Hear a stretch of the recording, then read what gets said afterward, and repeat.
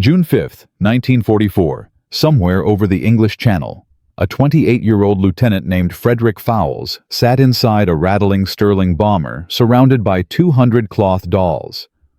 Not soldiers, not weapons. Dolls. Each one stood 90 centimeters tall, weighed 4.5 kilograms, and was stuffed with nothing but sand and straw. In exactly 4 hours, these ridiculous scarecrows would fool 8,000 German soldiers. They would hold an entire panzer division in place, while 150,000 Allied troops stormed the beaches of Normandy.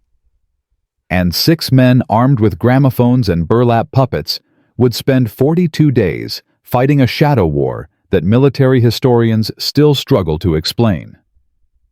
This is the story of Operation Titanic, the most insane deception in World War II history, and the forgotten hero who turned children's toys into weapons of mass confusion. The problem began 18 months earlier in the cold winter of 1943. Allied commanders faced an impossible equation. Operation Overlord. The invasion of Nazi-occupied France required landing 150,000 soldiers on 5 beaches across a 50-mile stretch of coastline. Intelligence reports confirmed the Germans had positioned 400,000 troops along the Atlantic Wall. Concrete bunkers, 88mm artillery, machine gun nests every 200 meters. The math was brutal. Even with naval bombardment and air superiority, the Allies would lose between 30 and 60,000 men on the first day alone. General Eisenhower's staff calculated that if German reserves reached the beaches within the first 48 hours, the invasion would fail. Not might fail, would fail. The Wehrmacht had 3 panzer divisions within striking distance of Normandy. The 21st Panzer, the 12th SS Panzer, the Panzerlehr. Each division fielded 150 tanks, 12,000 infantry, and enough firepower to push the Allied beachhead back into the sea. The solution seemed obvious. Prevent the reserves from reaching the beaches. But how do you stop 3 armored divisions when you cannot even land your own troops yet? The answer came from a most unlikely source. Not a general. Not a weapons engineer. A stage magician named Jasper Maskelyne had pioneered tactical deception in North Africa using mirrors and canvas to create phantom armies that confused Rommel's Africa Corps. His success inspired a classified unit within British Special Operations Executive. Their mission was simple in concept, impossible in execution. Make the Germans see armies that did not exist. The theory was elegant. If German commanders believed paratroopers were landing in the wrong locations, they would dispatch reserves to fight phantom enemies instead of real ones. Every hour spent chasing ghosts was an hour the beaches remained uncontested. Every regiment hunting shadows was a regiment not killing American boys on Omaha. But theory and practice were separated by a vast gulf of practical problems. How do you simulate an airborne invasion? Real paratroopers were out of the question. The Allies needed every single trained jumper for the actual drops. Mannequins were considered, but a standard department store dummy weighed 70 kilograms. A single bomber could carry perhaps 20. To simulate a division of paratroopers, you would need 10,000 dummies and 500 aircraft. The resources simply did not exist. Then, someone at the Royal Aircraft Establishment had a thought that seemed utterly ridiculous at first hearing. What if the dummies did not need to look real?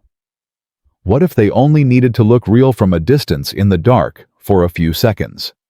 The result was designated Type R, nicknamed Rupert, by the soldiers who would deploy them. Each Rupert was a masterpiece of cheap engineering. Hessian sackcloth formed the body sewn by textile workers in Birmingham, who had no idea what they were making. Sand and straw provided weight just enough to ensure the dummy fell at approximately the same rate as a human parachutist. The parachute was a simple 3.6-meter canopy, barely adequate for the task, but mass-producible. And attached to each Rupert was the real genius, a device called the pintail. The pintail was a rifle fire simulator, essentially a collection of small explosive charges wired to a contact fuse. When the Rupert hit the ground, the pintail activated. For 90 seconds, it produced sounds indistinguishable from automatic weapons fire, crackling bursts that echoed across Norman fields. To a German sentry, half a kilometer away, in the darkness of pre-dawn, it sounded exactly like American paratroopers establishing a perimeter. After the 90 seconds, a secondary charge detonated, destroying the Rupert entirely. What remained was burnt sand, charred jute, and fragments of metal. No evidence, no explanation, just the lingering terror of paratroopers who had vanished into the night. The concept was approved in March 1944. 500 Ruperts were manufactured at a cost of approximately £3 each. Total budget for the entire deception operation was £12,000 less than the cost of a single Sherman tank. But the Ruperts alone were not enough. German commanders were not fools. They would quickly realize the scale of the drops did not match a real airborne assault. A few hundred dummies scattered across a field might fool a patrol, but it would not hold a division. Someone needed to stay on the ground. Someone needed to make the deception real. This is where Frederick Fowls entered the picture. Fowls was not a spy. He was not a commando by original training. Before the war, he had worked as a surveyor in Kent, measuring land and drawing maps for farmers who wanted to know exactly where their property ended and their neighbors began. Quiet work. Precise work. The kind of work that attracted a certain type of mind, one that noticed details others missed, one that could look at a landscape and see not just what was there, but what could be there. When war came, Fowls volunteered for the Royal Engineers. His surveying skills made him valuable for construction projects, building bridges and fortifications. But something about him caught the attention of recruiters from the Special Air Service. Perhaps it was his calm demeanor under stress.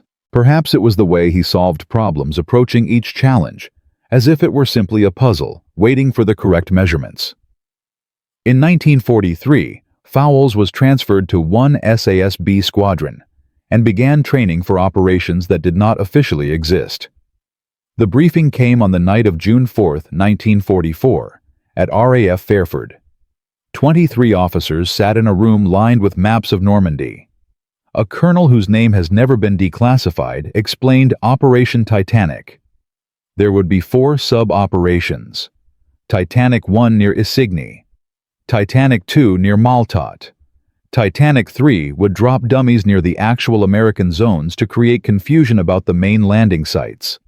And Titanic 4, the most ambitious and dangerous component, would place real SAS soldiers on the ground near Le Mesnil-Vigo, 28 kilometers southwest of Utah Beach. Their mission was to operate gramophone players broadcasting pre-recorded sounds of marching troops and American voices giving orders. They would fire weapons, set explosions, and generally create the impression of a full-scale airborne assault in an area where no real assault was planned. Estimated duration was 9 days.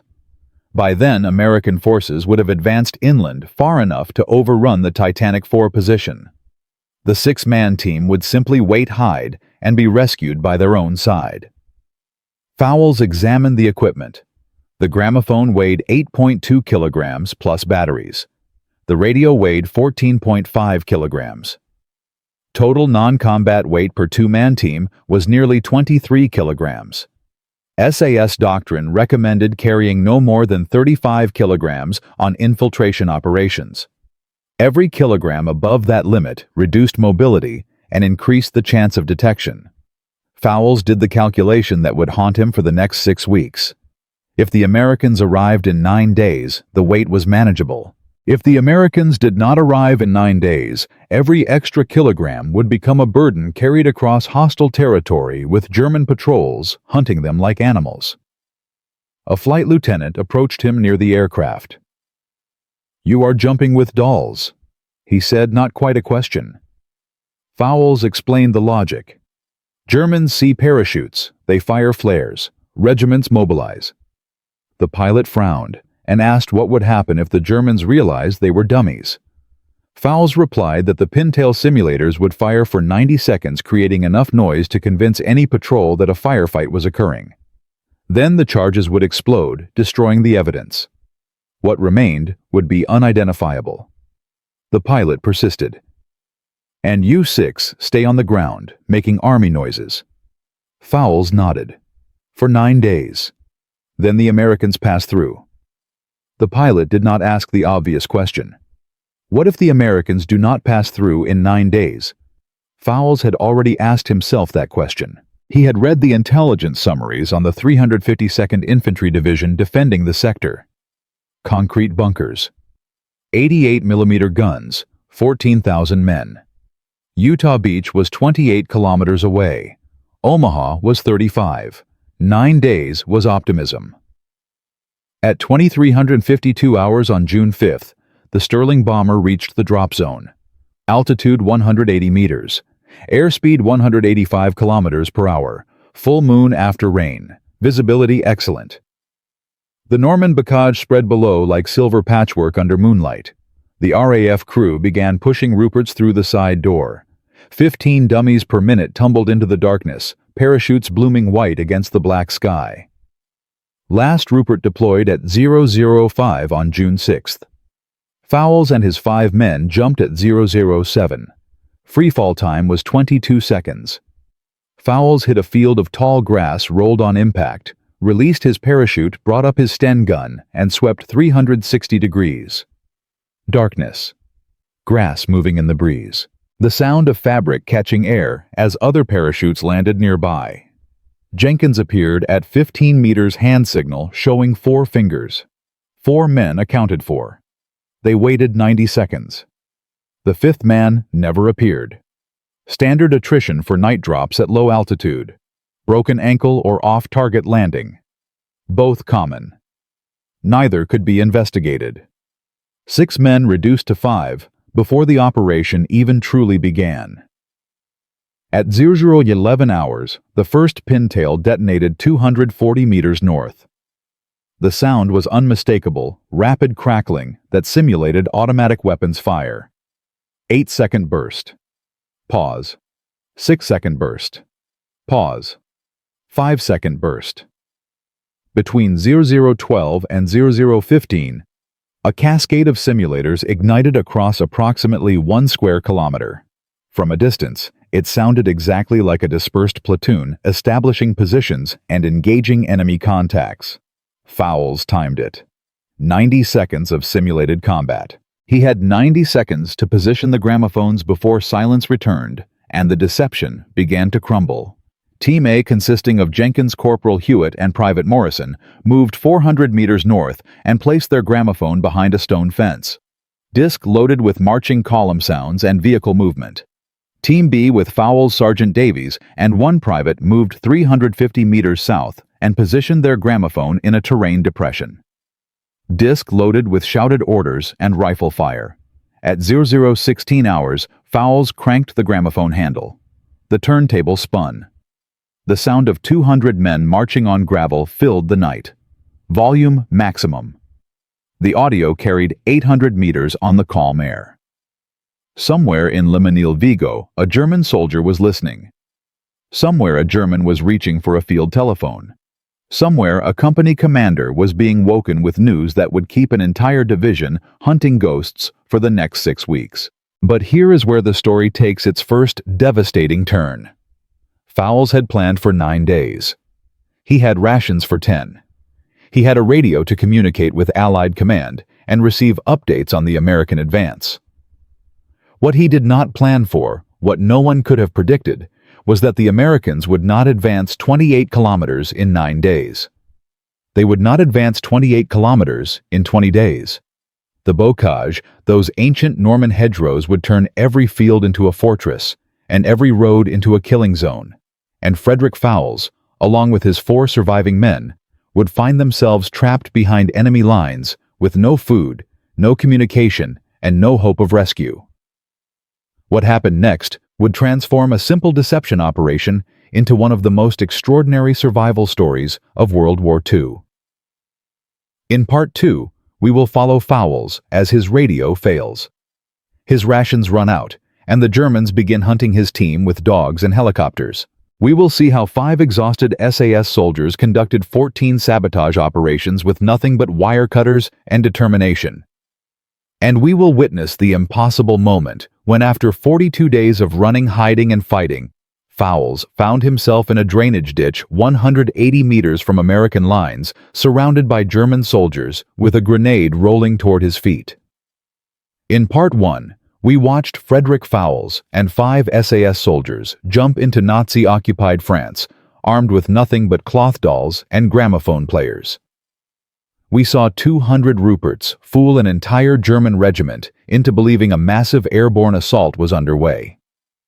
We witnessed the deception succeed beyond all expectations, with signal flares lighting up the Norman sky and Wehrmacht troops mobilizing to fight enemies made of sand and straw. But we also learned that the Americans would not arrive in 9 days as planned. The bocage hedgerows had turned Normandy into a meat grinder, and Frederick Fowls, with his 4 surviving men, found himself trapped behind enemy lines with dwindling supplies and no way home. Now the real nightmare begins. By June 8, 1944, 3 days after the jump, Fowls faced his first impossible decision. The stick had moved 6 kilometers east, traveling only at night through terrain that seemed designed by the devil himself. Norman hedgerows rose 3 meters high ancient walls of earth and tangled roots that blocked all sight lines and turned every field into a potential ambush. Progress was agonizingly slow. 3 to 5 kilometers per night was the maximum sustainable pace, and even that left the men exhausted by dawn. Fowls found a concealed position in dense woodland and called a stick conference. The situation was grim. Artillery sounds came from the west, not the east. This meant the Americans had not advanced inland. They were still fighting at the beaches, still dying on sand stained red with blood, still nowhere close to rescuing 5 lost SAS soldiers. Fowls recalculated the mathematics of survival. If the Americans advanced at 2 kilometers per day, a conservative estimate, given the hedgerow fighting, they would not reach the current position for 14 days. Not 9. 14. And Fowls carried rations for 10 days at most. The men gathered in a tight circle, voices barely above whispers. Jenkins spoke first. "We could try to reach American lines now, 20 kilometers through German territory." Fowls shook his head. The 352nd Infantry Division had 14,000 men in this sector.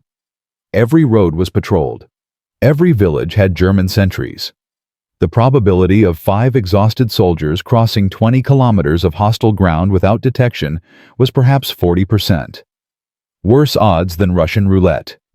Davies suggested the obvious alternative. Wait as planned. Stay hidden. Conserve rations. Hope the Americans arrived before starvation became critical. But hope was not a strategy, and Fowls knew that simply hiding accomplished nothing.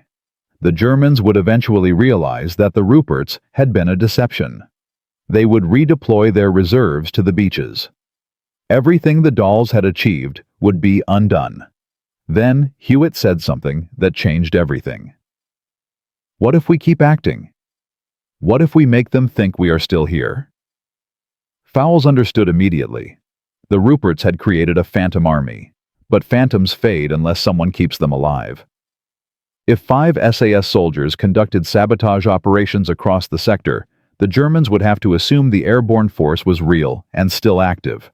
They would maintain their hunt. They would keep troops searching for ghosts instead of fighting Americans. Operation Titanic would not end when the dolls exploded.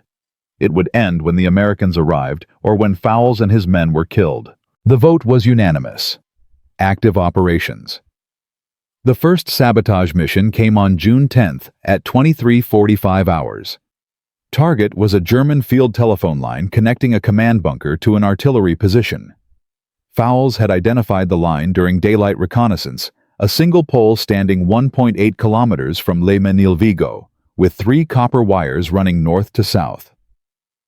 2 sentries patrolled the area on a 90-minute cycle. The window of opportunity was narrow. Jenkins and Davies took security positions 40 meters north and south of the target. Fowls and Hewitt approached with wire cutters from the standard SAS kit. Time on target was calculated at 4 minutes maximum. Any longer risked detection. At 23:51 hours, Fowls cut the first wire. Then the second. Then the third. No explosion. No alarm. Just the soft snip of copper parting under hardened steel. The German command would wake to dead telephones. It would take 6 to 8 hours to locate the break in 4 kilometers of line, another 2 to 3 hours to repair. Total disruption was approximately 1 day of interrupted communications. Small impact. But if repeated every 3 days, the cumulative effect would paralyze German coordination across the entire sector. Exfiltration completed at 0004 hours with no enemy contact. Fowls permitted himself a moment of satisfaction. 5 men with wire cutters had just accomplished what a bombing raid could not. They had struck the enemy without revealing their position, without expending irreplaceable ammunition, without leaving any evidence except severed cables. And they could do it again, and again, and again. Over the next 12 days, the stick conducted 6 more sabotage operations. A secondary electrical transformer destroyed with 200 grams of plastic explosive. Another telephone cable cut. A fuel depot ignited 5 200-liter drums sending flames into the night sky. A wooden bridge rendered unusable with demolition charges placed on the support beams. A rail line cut with explosives that buckled the track and derailed a supply train. Each operation was planned with surgical precision. Each operation was executed without casualties. Each operation reminded the Germans that paratroopers were still active in their rear areas. But sabotage was only half the mission. Intelligence gathering became equally critical as the days stretched into weeks. Fowls documented everything. Convoy movements. 12 Opel Blitz trucks heading west toward the beaches. Unit identification. The 352nd Infantry Division confirmed in sector through captured documents and observed insignia. Panzer column sighting. 8 vehicles, probably from the 21st Panzer Division, moving through a crossroads at night. Each observation was recorded on paper, each report adding to a picture of German dispositions that would prove invaluable to Allied commanders. By June 22, Fowls had compiled 23 intelligence reports detailing German strength movement patterns and defensive positions. The information was priceless. The problem was transmitting it. The TR-1936 radio was the stick's only communication link with Allied command. It weighed 14.5 kilograms and required careful handling during movement. On June 26, during night displacement through difficult terrain, Sergeant Davies tripped on a concealed wire fence. He fell 1.2 meters into a drainage ditch with the radio strapped to his back. The impact shattered thermionic valve number 3, a component essential for transmission. Fowls attempted repair immediately. He disassembled the radio in the darkness, working by touch alone, because any light would reveal their position. The 3AT valve was irreparably cracked. Without spare parts which did not exist within 20 kilometers, the radio was useless for sending. Fowls improvised. He reconnected the circuitry, bypassing the broken valve through an alternative pathway. The receiver functioned. They could still monitor BBC broadcasts and Allied communications. But the transmitter was dead. 23 intelligence reports sat in Fowls' pocket, detailed documentation of German forces that could save American lives, and there was no way to send them. The BBC News on July 2 confirmed what Fowls had suspected for weeks. American troops had captured Carentan, a town 18 kilometers to the northeast. The advance was progressing, but not toward Fowls. The Americans were moving north toward Cherbourg, securing the vital port, not west, toward Le Mesnil-Vigo and St. Lo. Conclusion was inescapable. The stick remained isolated without communications. The Americans would not arrive for days, possibly weeks. Every calculation Fowls had made before the jump was now irrelevant. 9 days had become 30. 30 would become 40, and the Germans were hunting with increasing intensity. The evidence of an active manhunt appeared everywhere after July 8th. Posters in German and French appeared on telegraph poles throughout the sector. Reward for information on saboteurs. The amount offered was substantial enough to tempt hungry French civilians whose cooperation the SAS desperately needed. German patrols increased from 2 per day on June 10th to 5 per day by July 12th. Twice the stick observed patrols with tracking dogs, Alsatians trained to follow human scent through the densest undergrowth. On July 10th, an FA-223 Drake observation helicopter passed directly over their concealed position rotors, beating the air as it searched for movement below. Countermeasures became increasingly desperate. Daytime movement was suspended entirely. Temporary shelters changed every 24 hours. Security distance from sabotage sites increased to 6 kilometers minimum. Foraging for food was reduced to absolute necessity, minimizing any contact with civilians who might betray them for German rewards. The food situation deteriorated rapidly after June 19th, when rations officially ran out. For the next 26 days, 5 SAS soldiers survived on whatever they could steal or scavenge. Eggs from isolated farms acquired during nocturnal visits when the farmers slept. Potatoes and vegetables from fields dug by hand in the darkness. Water from streams purified with halazone tablets that gave everything a chemical taste but prevented dysentery. But even with precautions, disease found them. Davies began showing symptoms on July 8th. Fever, weakness, bloody stool that indicated intestinal infection. Without antibiotics, without proper medical care, his condition could only worsen. Fowls faced another impossible calculation. Davies needed treatment. Treatment required reaching American lines. Reaching American lines meant crossing 15 kilometers of territory where German patrols were specifically hunting for them. The mathematics of survival no longer permitted delay. July 15th, 0600 hours. Stick Conference. Fowls laid out the situation with brutal honesty. 40 days since jump. Planned duration, 9 days. Rations, 0 for 26 days. Remaining ammunition was 94 rounds of 9mm for the Sten, 47 rounds of 45 ACP for the Webleys, and 3 Mills grenades. All 5 men had lost significant weight, estimated between 8 and 12 kilograms each. Davies was running a fever of unknown severity and growing weaker daily. Radio transmission remained impossible. 23 intelligence reports remained unsent. The decision was unanimous. They would go east. They would try to reach American lines near Le Mouf, approximately 15 kilometers distant. 3 nights of movement through increasingly contested territory. Then, they would attempt to cross no man's land and reach safety. Night 1 covered 6.2 kilometers. The terrain remained brutal, bocage hedgerow after hedgerow, blocking progress and concealing potential ambushes.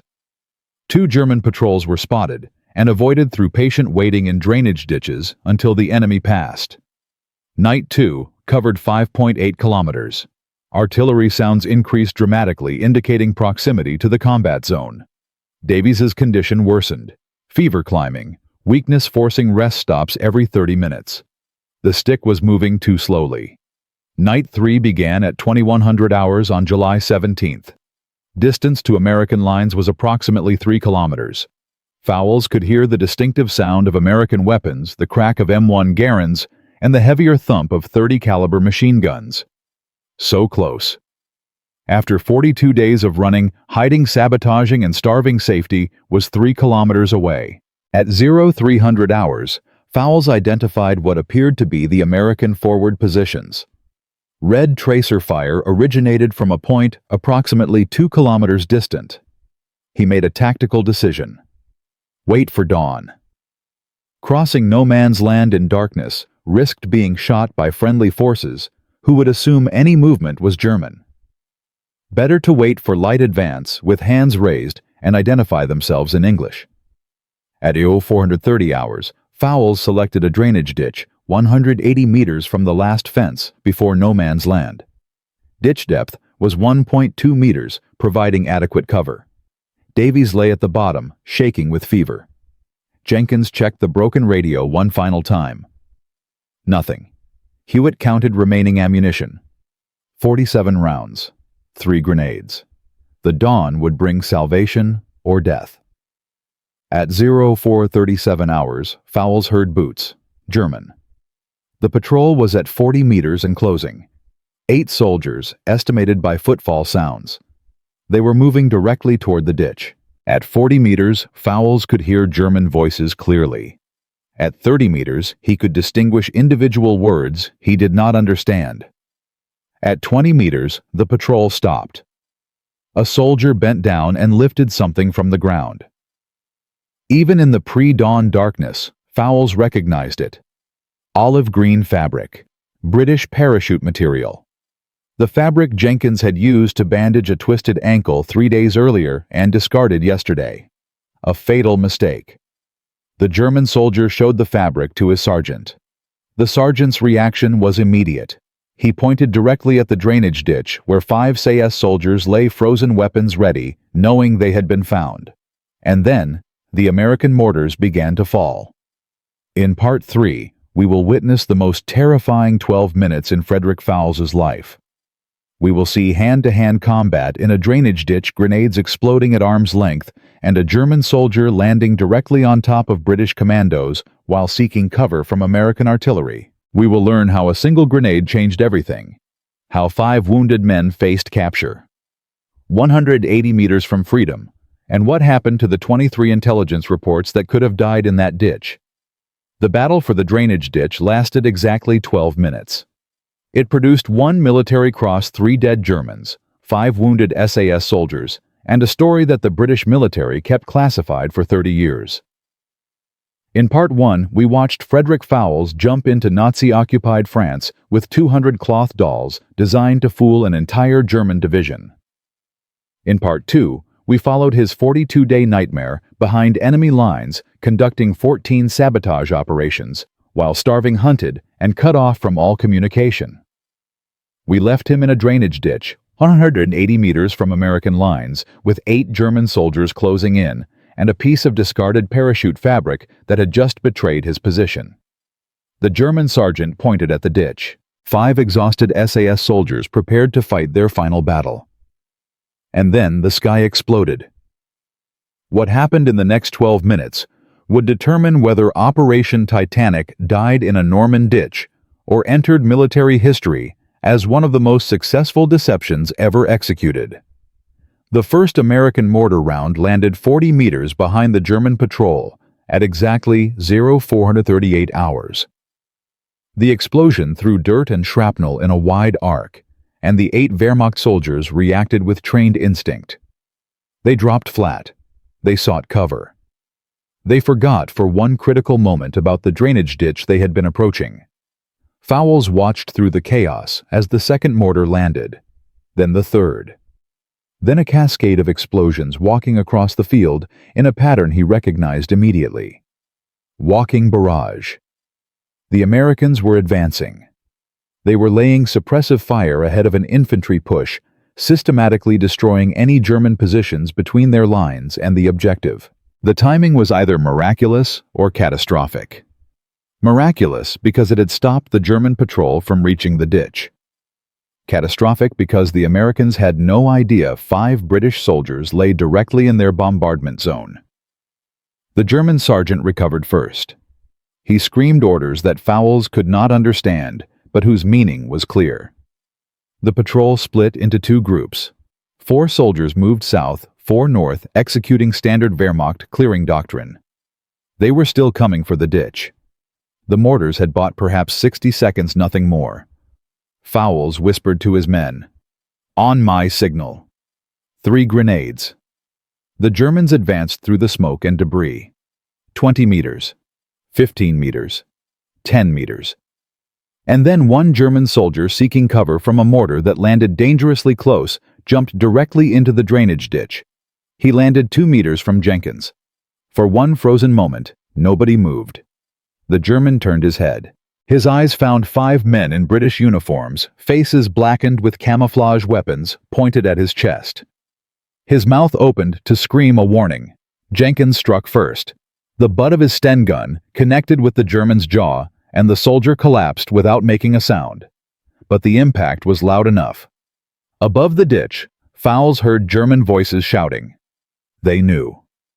The next 30 seconds compressed into a blur of violence that Fowls would struggle to reconstruct even decades later. He climbed to the ditch rim. 5 German soldiers were visible, 3 running toward the ditch, 2 still prone, and firing toward the American positions.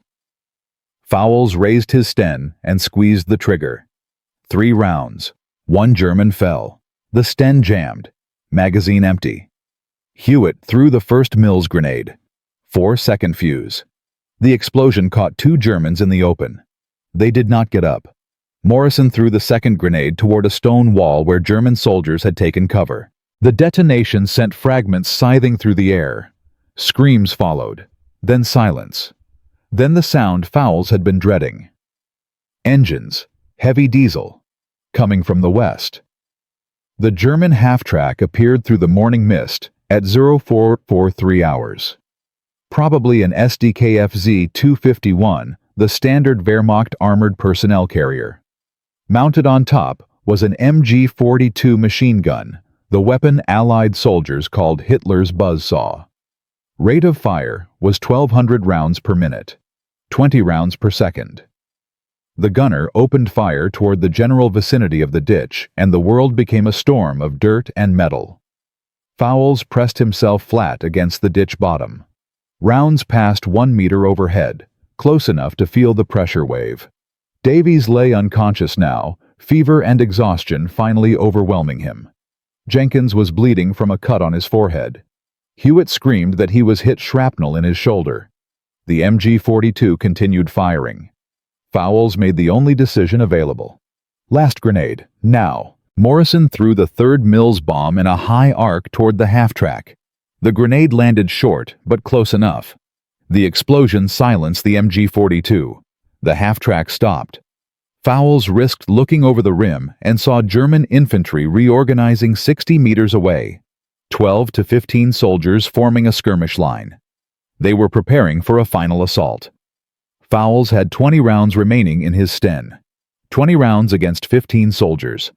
The mathematics were impossible. He fired anyway. Short bursts to conserve ammunition. 2 Germans fell. 18 rounds remaining. Then 15. Then 12. Then the Sten clicked empty. Magazine exhausted. No more 9mm ammunition. Fowls drew his Webley revolver. 6 rounds. The Germans advanced. What saved them was not courage or skill. It was geometry. The German assault had positioned them directly between the drainage ditch and the advancing American infantry. At 0446 hours American, 30 caliber machine guns opened fire from positions 150 meters to the east. The Germans found themselves caught in a crossfire taking rounds from the front while 5 wounded SAS soldiers fought from the rear. The Wehrmacht sergeant made a tactical decision. He ordered a withdrawal. But before the Germans could retreat, 3 soldiers prepared stick grenades. Steel hand granite. They threw. Fowls saw the grenades arc through the air. 2 landed above the ditch, exploding harmlessly on the surface. The third fell inside. The grenade landed 3 meters from Fowls. He saw it clearly in the dim light. Wooden handle. Metal head. 4-second fuse. He could not reach it. Jenkins tried and failed. There was no time to climb out, no time to throw it back. Fowls shouted the only word that mattered. Down. 5 men pressed themselves into the mud at the bottom of a 1.2-meter ditch. The grenade exploded. The compression wave in the confined space was devastating. Shrapnel tore through the air above their prone bodies. Fowls felt impacts in his left arm and thigh. Hot metal entering flesh. Jenkins screamed. Davies, already unconscious, took fragments in both legs. Hewitt suffered facial wounds that would leave permanent scars. The 5th man, whose name was never recorded in any declassified document, took the worst of it. Abdominal wound. Catastrophic. At 0450 hours, German soldiers appeared at the rim of the ditch. Rifles pointed downward. Fowls looked up through blood and smoke and saw a Wehrmacht sergeant staring back at him. The German shouted a single word. Hände. Fowls understood. Hands up. He raised his right arm. His left would not move. Blood ran from the shrapnel wounds dripping into the mud where 5 SAS soldiers had fought their final battle, 180 meters from freedom. The 42-day war of Frederick Fowls ended not with victory, but with capture. Not with rescue, but with surrender. Not with glory, but with a German boot pressing into his back as Wehrmacht soldiers searched him for weapons and found in his breast pocket 23 handwritten intelligence reports on the 352nd Infantry Division. The aftermath unfolded with the bureaucratic efficiency that characterized German military operations. Medical treatment came first at a field hospital somewhere behind German lines. Fowls never learned the exact location. His wounds were cleaned, bandaged, and declared non-life-threatening. Davies received treatment for his fever and shrapnel injuries, but the combination of dysentery, malnutrition, and wounds proved too severe. He died 8 days after capture. The 5th SAS soldier with the abdominal wound did not survive the first night. Of the 6 men who had jumped on June 5th, only 3 would see the end of the war. Fowls was transferred to a Stalag, a prisoner of war camp somewhere in Germany. Documentation regarding the specific location has never been declassified. What is known is that he arrived weighing approximately 65 kilograms and left weighing 52. 13 kilograms lost to inadequate rations disease and the slow erosion of hope that characterized POW existence. But here is where the story takes its most unexpected turn. The 23 intelligence reports that Fowls had carried for 42 days were not destroyed. The Germans captured them, examined them, and filed them as evidence of Allied espionage activities. They sat in a Wehrmacht intelligence archive until April 1945, when Allied forces liberated the camps and recovered thousands of classified documents. Fowls's reports were among them. The information on the 352nd Infantry Division, painstakingly gathered through observation and risk during those desperate weeks behind enemy lines, was presented as evidence in war crimes trials. The very documents that Fowls had expected to die with him became part of the historical record testimony to what 6 men with cloth dolls had accomplished. The broader impact of Operation Titanic became clear only after the war ended. German after-action reports captured and translated by Allied intelligence revealed the true scope of the deception's success. The 352nd Infantry Division had maintained an entire regiment in the Saint-Lô and Le Mesnil-Vigo area throughout the critical first 72 hours of D-Day. Not fighting at the beaches, not counterattacking the vulnerable beachheads, hunting ghosts, searching for paratroopers that did not exist, responding to sabotage operations conducted by 5 starving men with wire cutters and determination.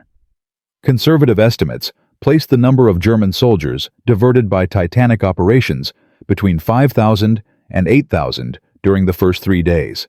More aggressive analyses suggested the number could have been as high as 12,000 when including reserve units held back to respond to potential airborne threats.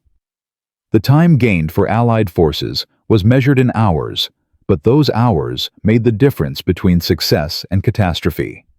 24 to 48 hours without massive German counterattacks on Utah and Omaha beaches allowed American forces to consolidate their positions, bring reinforcements ashore, and establish the logistics infrastructure necessary for the liberation of France. Military historians have debated the exact contribution of Operation Titanic for decades. What is not debated is the cost. 11 SAS soldiers killed, executed, or died of wounds. 2 RAF crews lost when their Sterling bombers were shot down over occupied France. 500 Ruperts manufactured. Total operational budget approximately £12,000 in 1944 currency, less than the cost of a single Sherman tank. The ratio of resources expended to results achieved was extraordinary by any military standard. Recognition came slowly and quietly. In spring 1945, at a ceremony whose exact date has never been publicly recorded, a general presented Frederick Fowls with the Military Cross. The citation was read aloud to a small audience. for extraordinary initiative and devotion to duty while operating behind enemy lines in Normandy for 6 weeks. Despite mistiming of the operation and failure of American forces to reach his position as planned, Lieutenant Fowls conducted sustained sabotage and intelligence-gathering operations that drew away approximately 1 enemy division from the American area, directly contributing to the success of D-Day landings. The general did not mention the Ruperts, did not mention the gramophone players broadcasting phantom armies into the Norman night, did not mention that 6 men with cloth dolls had held a German division while 150,000 soldiers stormed the beaches of Fortress Europe. The legacy of Titanic extended beyond the immediate tactical success. The operation proved that deception could be industrialized, that fear and uncertainty could be manufactured as surely as bullets and bombs. Every parachute the Germans saw might contain a soldier or might contain sand. Every burst of gunfire might signal an attack or might signal a timer connected to explosive charges. The psychological burden this placed on German defenders was incalculable. They could trust nothing. They had to respond to everything, and every response diverted resources from the real threat. This principle would influence military deception operations for decades. The dummy tanks used in Operation Desert Storm, the electronic warfare systems designed to create phantom aircraft on radar screens, the cyber operations that plant false information in enemy intelligence systems. All trace their lineage back to lessons learned when 6 SAS soldiers proved that 90 centimeters of jute and sand could be worth more than an infantry battalion. Museums today preserve fragments of this forgotten history. The D-Day Story Museum in Portsmouth displays one original Rupert carefully preserved behind glass. Visitors walk past it every day, most never understanding what they are seeing. The Airborne Museum at Sainte-Mère-Église holds replicas and photographs documenting the Titanic operations. The Imperial War Museum archives contain German photographs of captured Ruperts being examined by bewildered Wehrmacht soldiers, proof that some dummies survived the self-destruct charges and were recovered as physical evidence of the deception. These artifacts sit quietly in climate-controlled rooms, testifying to a night when the impossible became routine, and 6 ordinary men changed the course of history with nothing but courage, determination, and 200 exploding dolls. Frederick Fowls rarely spoke publicly about Operation Titanic in the decades after the war. He returned to England recovered from his wounds and resumed a civilian life that left few traces in historical records. In 1982, a veterans organization recorded an interview that remains one of the few primary sources for his personal perspective on the operation. His words were characteristically understated. The Ruperts did the job they were supposed to do. For the first 90 seconds, they were indistinguishable from real paratroopers. That was enough. The Germans saw parachutes, heard gunfire, moved troops. By the time they realized the deception, it was too late. The beaches were secure. But the story of Frederick Fowls and Operation Titanic contains one final chapter that even military historians have overlooked.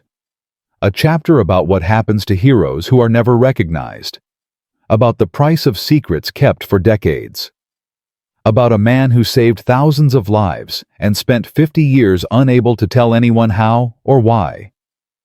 In Part 4, we will follow Fowls into the silence of peacetime, where medals gather dust and memories fade. We will learn what became of the other survivors of Titanic scattered across Britain and forgotten by the nation they served.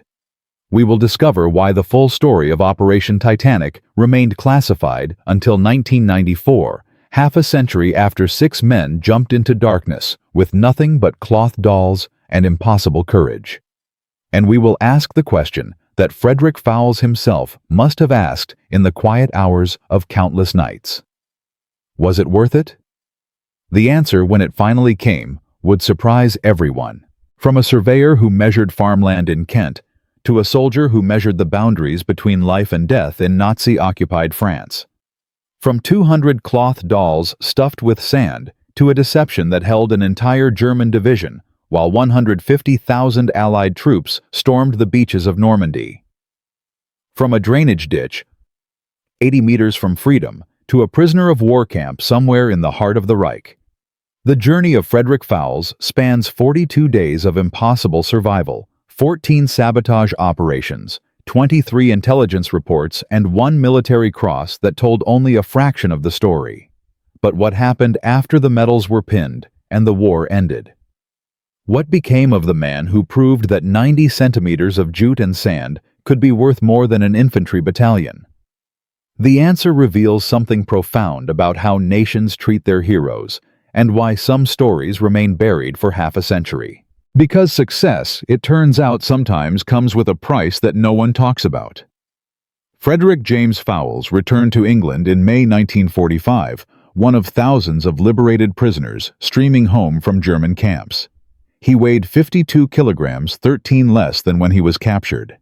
His left arm still ached from shrapnel wounds that had healed poorly without proper medical care. His memories of those 42 days behind enemy lines would never fully heal at all. The homecoming was quiet. No parade, no newspaper interviews, no recognition beyond the military cross ceremony attended by a handful of officers and family members. The citation praised his extraordinary initiative and devotion to duty, but mentioned nothing specific about the operation itself. Operation Titanic remained classified. The Ruperts remained secret. The gramophone players broadcasting phantom armies into Normandy fields remained locked in intelligence files that would not be opened for another 50 years. Fowls found himself in the peculiar position of a hero who could not explain his heroism to anyone.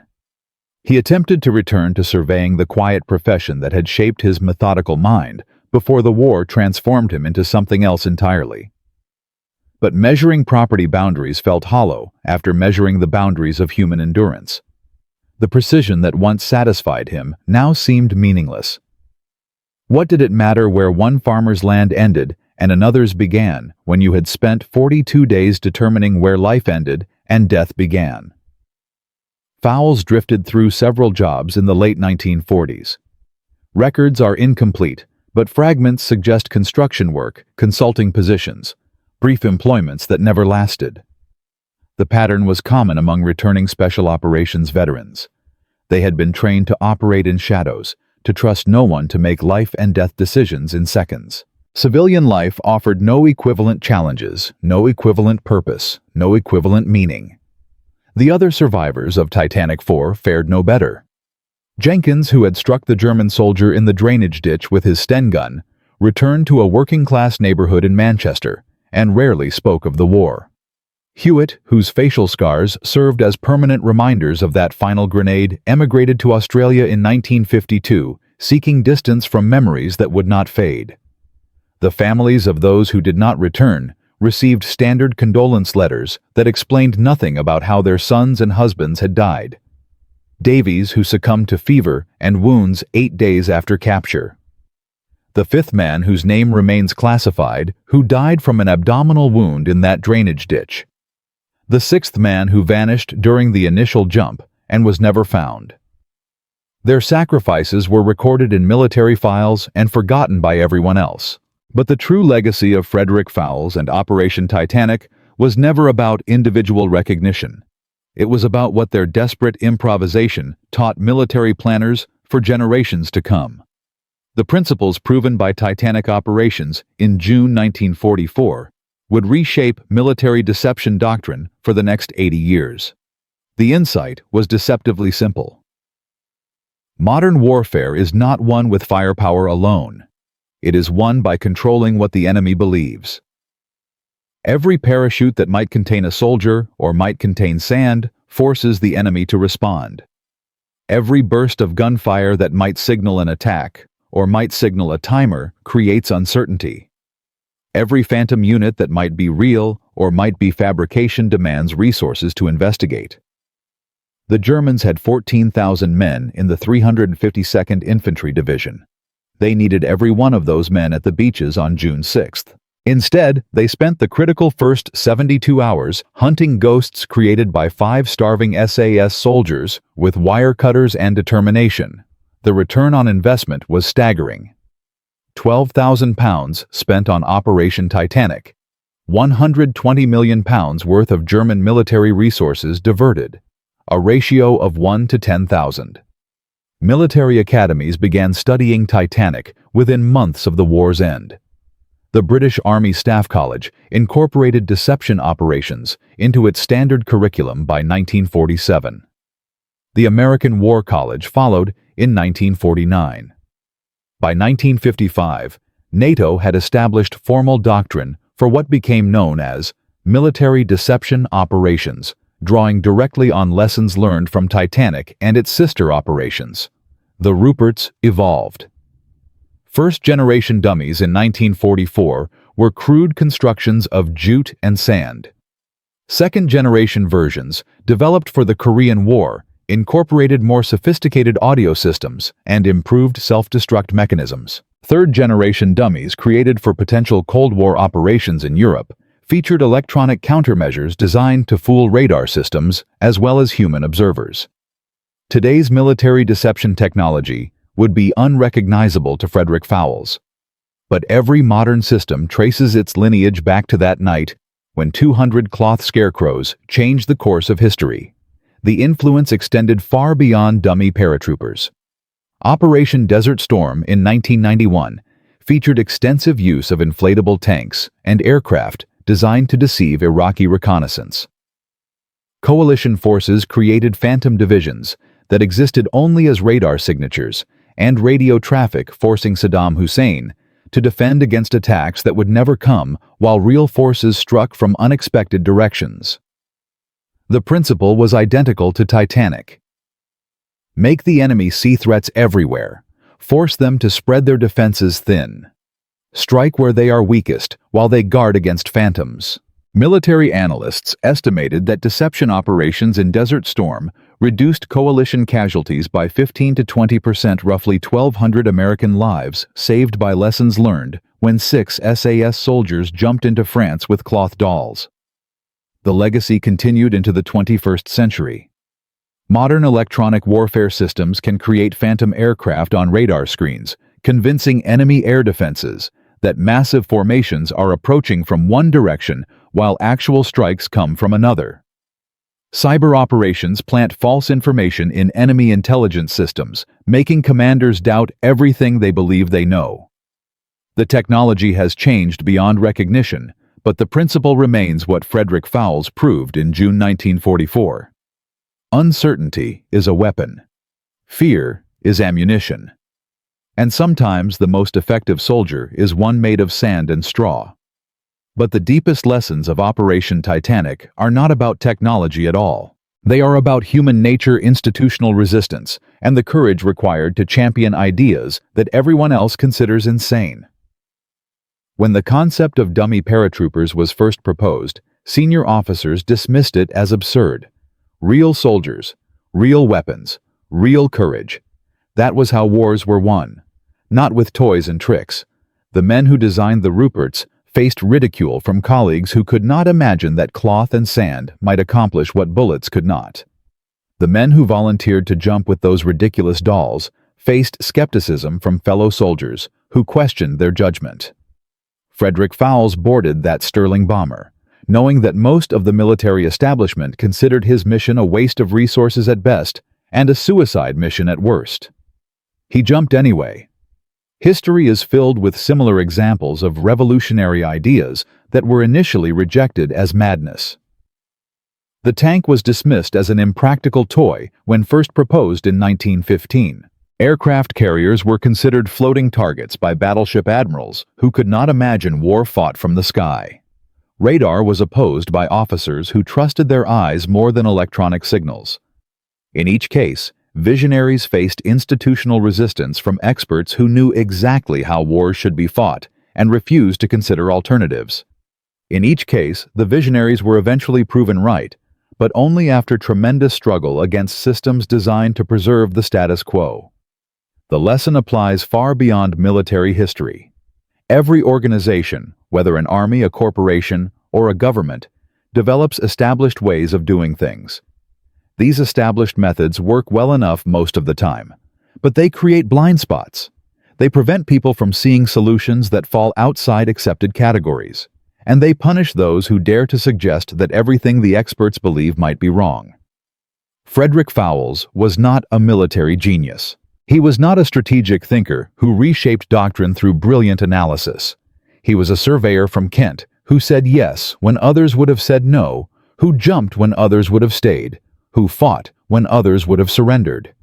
His contribution to history was not intellectual, but moral. He demonstrated that ordinary people, given extraordinary circumstances, can accomplish things that seem impossible. And he proved that courage is not the absence of fear, but the willingness to act despite knowing exactly how terrifying the situation truly is. Fowls understood the mathematics of his mission. 9 days until rescue, that would actually take 42. 5 men against 14,000. 20 rounds of ammunition against an army. He understood the odds, calculated the probabilities, and jumped anyway. That is the definition of courage that matters. And now we come to the detail that almost no one knows. The revelation that was buried in classified files for 50 years and has been overlooked by historians ever since. In 1994, the British government declassified thousands of documents related to special operations during World War II. Among them were the complete operational records of Operation Titanic, including after-action reports, intelligence assessments, and personal accounts from surviving participants. Researchers discovered something remarkable buried in these files. The 23 intelligence reports that Frederick Fowls carried through 42 days of hell, the documents captured when he was taken prisoner, the papers that sat in Wehrmacht archives until Allied forces recovered them in 1945, those reports had been used for more than war crimes trials. They had been incorporated into the official Allied intelligence picture of German dispositions in Normandy. Information gathered by 5 starving men with binoculars and notebooks had contributed to operational planning for the breakout from the Bocage in July and August 1944. Fowls never knew. Nobody told him. He spent 45 years believing his intelligence reports had been captured and lost, that his desperate observation work had accomplished nothing beyond getting him thrown into a prisoner of war camp. The declassified files revealed something else. German intelligence had compiled a detailed report on Operation Titanic in September 1944, attempting to understand how they had been deceived so completely. The report concluded that the dummy paratroopers had been only marginally effective. The real threat had been the continued sabotage operations that convinced German commanders the airborne force was genuine and still active. In other words, it was not the Ruperts that held the 352nd Infantry Division in place. It was Fowls and his men. 5 soldiers with wire cutters had accomplished what 200 exploding dolls could not. The dummies created the initial confusion. The humans made it last. This assessment, buried in German archives and not translated into English until 1996, reframes the entire story of Operation Titanic. The dolls were the opening act. Frederick Fowls was the main performance. He died in 1989, age 73. The Times of London published an obituary of 3 paragraphs. It mentioned the Military Cross. It mentioned service with the Special Air Service. It did not mention Operation Titanic. It did not mention the Ruperts. It did not mention 42 days behind enemy lines, or the drainage ditch 180 meters from freedom. The obituary could have been written about any of 1,000 veterans who served with distinction and returned to obscurity. There was no indication that this quiet man from Kent had participated in one of the most audacious deception operations in military history. No suggestion that his desperate improvisation had diverted 8,000 German soldiers, while 150,000 Allied troops stormed the beaches of Normandy. No hint that his legacy would influence military doctrine for 80 years and counting. Frederick Fowls went to his grave without ever knowing the full impact of what he had accomplished. From a surveyor measuring farmland to a soldier measuring the boundaries of the possible. From 200 cloth dolls that cost 3 pounds each to a deception that changed the course of the largest military operation in human history. From a man nobody noticed to a legacy that shapes warfare 8 decades later. Frederick Fowls proved that innovation does not require genius, only courage. That desperation can be transformed into determination. That 6 ordinary men with an insane idea and the willingness to die for it can hold an entire division while an army lands behind them. The final tally of Operation Titanic reads like fiction. 12,000 pounds spent, 8,000 German soldiers diverted. 72 hours of confusion at the most critical moment of the war. Unknown thousands of Allied lives saved because reserves that should have counterattacked the beaches were instead hunting ghosts in the Norman countryside. And 1 military cross awarded to a man who could never explain what he had done or why it mattered. If you know other stories of forgotten heroes whose insane ideas changed history, share them in the comments. This is just one of hundreds of innovations that emerged from the desperate creativity of World War II, when ordinary people discovered they were capable of extraordinary things. Subscribe to discover more untold stories from the shadows of history, the secret operations and forgotten soldiers that textbooks never mention. Because the next time someone tells you that an idea is too crazy to work, remember Frederick Fowls? Remember the Ruperts. Remember that on the night of June 5, 1944, 6 men jumped into darkness with nothing but cloth dolls and impossible courage. And remember the truth that military historians took 50 years to acknowledge. Modern war is not won with bullets alone. It is won with shadow sounds and scarecrows that explode at dawn. That is the legacy of Operation Titanic. That is the lesson of Frederick Fowls. And that is why this story, buried for half a century, deserves to be remembered for half a century more.